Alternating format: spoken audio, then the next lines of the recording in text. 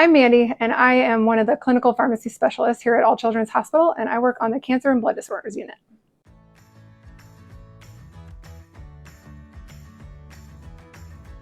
On rounds each day, the nurses will come in and they will give us updates on each of the patients overnight. And so that's my time where I can take a look at their medication lists, make sure that all the medicines that they're on are the right doses and that we're doing things at the right time, and provide feedback on if we need to make any changes.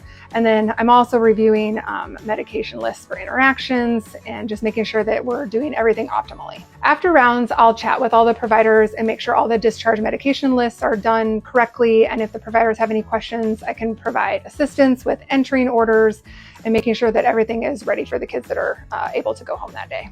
Education is another large part of our job. And so after rounds, I went downstairs to our main pharmacy and gathered up some supplies to prepare for doing some medication education teachings with some of our patients. Today I had a patient that needed education on how to draw up oral medications. And so I gave her two different options, one where she could crush the pill and another where she could dissolve it. So that way she has options for when she goes home for whatever works best for her and her daughter.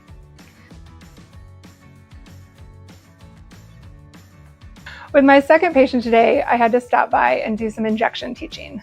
So with this family, I took all of the supplies and we went through all of the steps in the process for how to prepare the injection and then also how to administer the injection.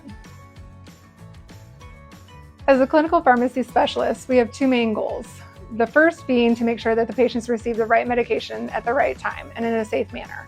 And the second is to provide education so that we can make sure that our families are empowered with the tools that they need to be successful when they go home.